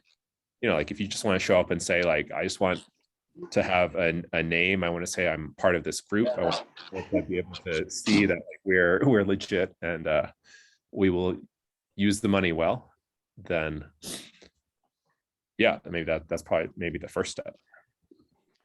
Mm-hmm. I took some notes there. I'll send everyone the list of those programs, and I'll start looking for the contacts that were doing cooperative housing and funding for those programs, and see what we come up with. But it's exciting. Yeah, and I hear this where you're going this summer. That all sounds exciting. You were telling me about the what was that, Soul Garden or something? Soul Fire. Yep. Soul Fire Farm. I think you showed me their Instagram account or something, but it looked, Yes, they are phenomenal. I'm making a whole separate folder of their stuff in this folder because they've been successful in doing the equity work and the groundwork of documenting what procedures and methods have worked for their group. So they're amazing. I like everything they do. They're really above board in all of their advancements on agriculture, specifically. But yeah, I got offered a gig working with Randall to do catering for our friend Doreen's exhibit at the new museum. Oh, Randall, nice. Yep. And a gig. So I'll be Jacob, aka Jacob, will so I'll be catering for her whole install process, her staff, her team, and they also have a garden that they want to form and get started. I have a friend I have to reach back out to named Everard, who would love everything y'all are doing. He's a consultant, but he's starting, I haven't been in touch with him since last year, but he's bringing a think tank to Detroit, which I think is called, it's something like the Illuminated Self or something like that. I'll find it. And he bought a big building in North End. I think it's a quadplex or something like that. And he wants to turn it into a think tank. There's 2 lots attached to that as well that he'd like to turn into a more, structured ag project with like a cafe or something attached. But he also has 2 acres of land at his house in Nyack, New York. And so he started developing a plan with Cornell and wants me to get on that too. And then in San Fran, I have some folks that work for some folks I'm trying to reconnect with called Tiny Farms. and they were developing like IoT sensor technology for automating cricket farms. Oh, And anyway. yep, I want to check out their operation too, and kind of with some growers back in Oakland that I met years ago. So I'm trying to start basically exactly what we're talking about, the type of collective that just fits into other pre-existing groups that are already doing the work. And really, I'm just focusing on the aggregation of material, the processing and the supply chain around getting those things to market, whether it's like a subscription box or what have you. But again, like the educational component is so hefty that there has to be some other way of funding that base work, because the base work is always missed in a traditional business structure in terms of education, So I'm just trying to figure out the same thing, how to do this more intentional, but yet informal network to work on things like mushrooms, algae, insects, herbalism products, without having to have the onus of owning a multi-acre property or something. Still interested in owning land, of course, here in the city, but I'm not interested in running a 7-acre farm by myself or anything of that nature. There's so much happening already. I'd rather just build and leverage than start something new. Yeah, that all sounds really exciting. And I think it'll take time for us to figure out like what is our useful, what we're good at and what we can usefully bring to these other organizations. Because, we can't do very much on our own. And we want to honor, people have been working on this stuff forever. So as the new kids on the block, I don't want to be disrespectful and assume that like no one has tried to do any of these things before. But there might be things that we could help do better together. And in the tech, tech in all aspects, literacy, access, democratization, those things are definitely missing. People are working on things in really cool areas, but starting from the ground up on an alternative economic platform is totally novel and important. So yeah, it's good stuff. That is like, we gotta let them know I can't be as available. Still want to be involved, but let's start planning now before like, hey, I'm in Bahrain. I would be surprised. Whatever. You've been kidnapped and need to be bailed out of a Qatar. But no, we'll miss you. We definitely want to have a place for you to come back to, but ideally like a framework that you can pick up and put down when you need to, and travel the world too. Right. And really, my goal this year was to go on a learning journey, really. Kind of similar to what you're doing. Like, I want to learn different forms of agriculture. I want to learn more about cooking. I want to learn more about a lot of different things. And see people I haven't seen in a while things are getting crazy in the world. But anyway, I'd love to set up another time too, and keep it rolling, because I can feel it. Like the energy here it's good. Things are moving again. People are thawing again. Not just the winter, but the COVID stuff too. And people are making moves. And so it's time I finally feel like I can get up and like do stuff again and not feel so bogged. So. Yeah. Well, I'm gonna chop some wood because I think it's still kind of cold around here. It's a freeze. Yeah, but it was good talking to you, and I know, I miss you. Yeah, I miss living with all of you too. So I'll be back. Hopefully, I'll see you in May. I hope to be back like May 2nd, May 3rd. Cool. Oh, last thing. Yeah. What's the whole May 1st thing? Is the house being renovated at that point, or why is everyone got to be out of your place? I just chose a date so that if we did find contractors to work on the house, everyone would be out, so there wouldn't be like distraction. Because Gotcha. I tried demolishing the house and I created a bunch of dust and it made it difficult for me to breathe, and I was miserable for that time. And I think other people were not great. Like, you probably saw Hannah trying to shower over at your place, and so I would never do it again. If you have no choice, then I would say sure, renovate underneath you, but we're not in that. Yeah, we're not at that point. So I wouldn't do it again to people I liked or wanted to continue being friends with. Mm-hmm. Yeah, so that's all. And again, it's negotiable, but that was my plan with the house, and I definitely want to bring more people on board to think, what should we do with this house? Do we want to sell it? Who do we want to sell it to? How much? What work needs to be done? What work do we want to do ourselves? But to have it, I think, is a comfort. It's better than not having it. It's a Yeah, don't sell it so quick. Really, think of the full options first. It's in a good location. It's got good bones. Like, you've already done a lot of work on it. I think it's better to have one and not need one than the other way around. A house. Yeah. I agree. I think I made promises to Adrian that we would sell it. He was very eager about that, and I don't want to.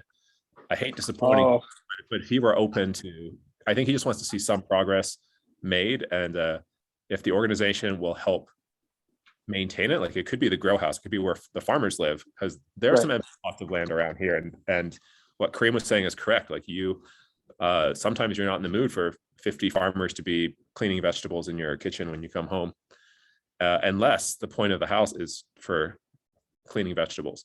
So that's definitely a possibility. That would make me really happy if that were like a grower's habitat of some kind that they really felt ownership over. Oakland Avenue Urban Farm, like, Jerry, they have a great home office over there that I was like super jealous of. It's next to the greenhouse. It's a normal house, but it's like a farmhouse. Like, you go into it and it's the office, and there's a kitchen, and there's a whiteboard with like a work schedule, and people are always in and out. And I would love to, not have something like that. We could be part of them as well, but it definitely seemed like a place where the neighborhood could come and pick vegetables and work whatever hours they had available to work. Yeah, no, I would love that for the neighborhood we're in. And you've made Hanover, like that's very close to being a place that people just like walk up and pick vegetables. And it's very close. It is. I mean, I did that in the growing season. In the summer and the fall, I would come by and pick stuff. I would let people know I was coming. I wouldn't just like, walk by and start picking. It's all possible. I think we just gotta. I think we're on the right track. Anyway, I sliced it, whether I was here or not, I knew that this was going to be the year where we actually have to make some bigger decisions in terms of where this is going. So I'm excited. Yeah. Well, all right. I'll see you next time, or we can set up another time to talk more about the specifics, but I'll come up with a proposal for the Dow funding. I've been excited about that for a while. And when are you leaving, by the way? When are you planning on departing for adventure? I told my friend Garrett that you met that I would be to him by the 27th. That's my goal. So 2 weeks, but again, who knows? I told him the 27th. From today. What's that? 2 weeks from today. Yes. Oh, okay. So that's my idealized time frame. But again, things are, tentatively flexible. I'm supposed to be in New York at the end of April for 3 weeks. And then I'll be back here for movement time. And I don't have another destination immediately until October, which is for New Orleans. I wanted to go see my brother with my mom in Germany. Mm. We're kind of just playing that by ear at this point. Yeah. But That was- ideally, what's that? Oh yeah, no, that gives me a good idea in my mind about the timeline, and we may need to do most of this remotely, which I think will be okay. Right. I mean, and I'm like I said, I'm still dedicated to at least doing like the spring prep. There's still compost to move, beds to clean out, that type of stuff. Getting seeds started, pruning, all of the maintenance stuff I'm dedicated to doing at the house here, at least getting it started and training whoever's around on the basics while working on that plan so that at the very least, they're ready to plant by the time I go. So I will start, I'll start charting all that out. Start charting all those things out, as well as compiling information for the website. Mhm. And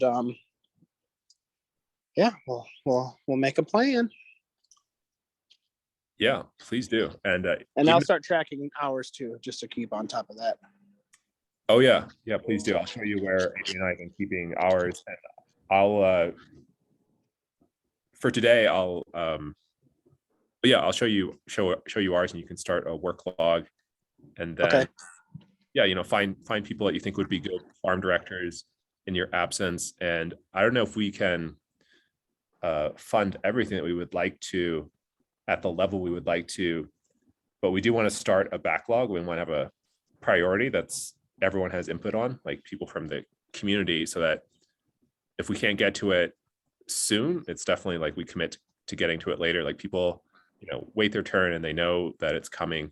I think that would still be better to have like a budget roadmap, something like that, where people know they're committed, and the money hasn't come in yet, but when it does, we as a community have committed to doing these things this year.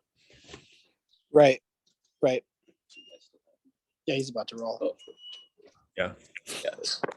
So So, Paul, I'm just I'm keeping back. it warm until you got back. But yeah, no, it just doesn't get away from me. Okay, I'm gonna chop wood. It's great seeing you guys. All right. I'll give you a goodbye. All right, peace out, Paul. See you.